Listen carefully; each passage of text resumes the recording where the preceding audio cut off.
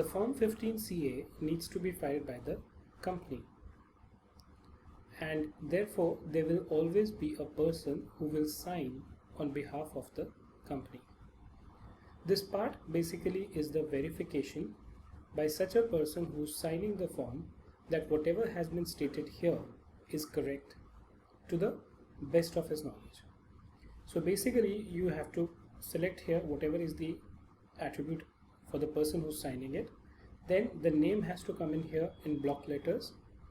Then depending on whether it's a son or a daughter, the name of the father needs to come here in the capacity of. Now if a person is, let's say, a director, you need to mention the director. The designation: solemnly declare that the information given above is true to the best of knowledge and belief, and no relevant information has been concealed.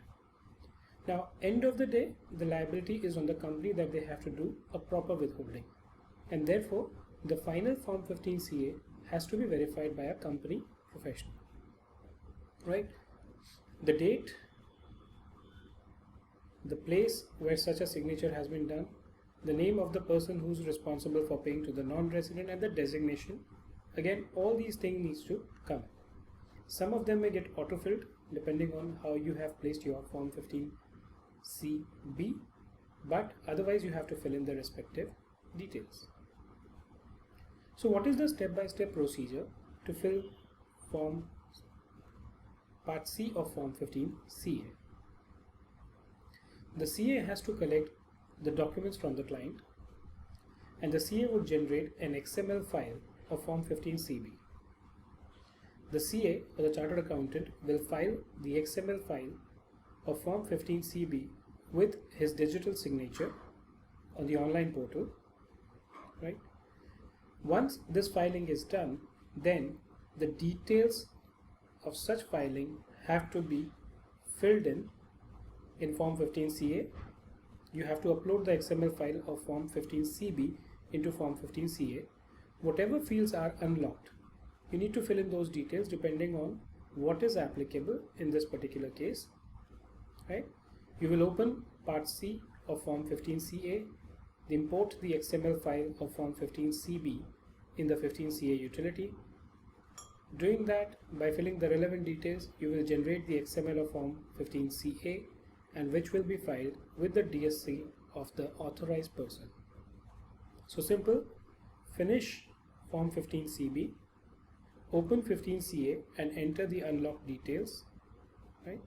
In Part C, upload the XML file of the 15 CB, and after you fill in all the details and import this, you can generate the XML for 15 CA, which can be filed with the digital signature of the authorized person. Now we come to Part D of Form 15 CA. The first thing is, when is it required to be filed? As we discussed earlier, this Part D has to be filed where the remittance payable to the non-resident is not chargeable to tax under the Income Tax Act. If it is chargeable under the Act but exempt under treaty, then in that case Part D is not required to be filed. It is actually, you have to fill the other part which might be applicable. Now, both Form 15 CB and CA do not need to be filed if what you are remitting to the non-resident is not taxable, because it is covered under the specific exemption limit. For example, payment of advance on import of material from outside India, there is no need to file 15 CB or CA because this is covered under the specified list. Like I mentioned in Part 1, if the payment is chargeable under the Income Tax Act but exempt under the treaty, then Form 15 CA Part D is not required to be filled in. In such a case, you have to fill in the Part A or Part C of the Form 15 CA should be filed. Yeah. Now, how do you fill Part D? Like any other form, the first thing you do is fill up the details of the remitter, the payer. Yeah. All the details, email address, etc., phone number, status, whether it's a company, firm, etc., and the residential status needs to be filled in. We've already discussed these in the past. I will not discuss them again. Second, in this form now you need to mention the currency of remittance, foreign currency in which the payment has to be made. Let's say US dollar. Country of which the recipient of remittance is a resident, again let's say USA. Then the details of the amount payable in foreign currency in Indian rupee, the bank, the branch of the bank from where you make the remittance, the BSR code, the proposed date, the nature of remittance, and the relevant RBI code needs to be filled in here. This is similar to what we had discussed for the other parts. I'm not going to touch them again in detail. For your ease of reference, we have just tried to summarize a few payments. You can refer to your printed material to see where the taxes has to be deducted, where it doesn't need to be deducted, right? What are the various options, etc. For example, suppose there's an interest on buyer's credit which is taken from a foreign bank by an Indian company. The recipient will be a foreign bank. Is buyer's credit chargeable to tax as per the IT Act? Yes. Withholding tax liability of resident under section 195. If the payment is not exempt from tax, then the withholding has to be done. And the basis of taxation is the gross amount of payment. So if the interest is $100, the withholding tax has to be done on the gross amount. One thing I want to point out here is when we say gross payment, that means the invoice amount. But when we say grossed up payment, that means if this invoice amount has been grossed up because the amount is payable net of taxes.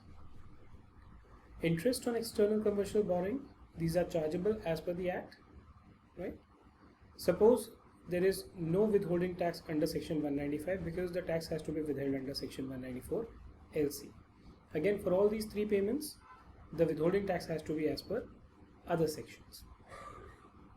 Royalty FTS, they are generally taxable both as per the Act and the treaty and on the gross amount. Deemed dividend, again it will be chargeable as per the IT Act. It may or may not be chargeable as per the treaty. The taxation has to be on the gross basis. Now after change, this has to be factored in. You should factor in the impact of Finance Act 2018 on deemed dividend clauses, right? So as long as the payment is taxable in the hands of the recipient, then there will be a withholding tax. But if in cases, and it's applicable for all dividend, if in cases where the withholding tax is not applicable because the payment is exempt from tax in the hands of the recipient. That is true in the case of dividend on which DDT is paid. If not chargeable under the Act in the hands of the resident, there is no withholding tax. Capital gain, they are taxable under the Act and treaty also. They are taxable on a net basis. Net basis means sale consideration minus cost of acquisition. Business income, it may be taxable as per the Act and treaty depending on whether you have a PE here and a business connection here. But if it is taxable on a net basis. Other income, of course, as per the Act it is taxable. It may be taxable as per the treaty also, in which case there will be a withholding tax. The tax basis has to be net if the treaty so provides, right?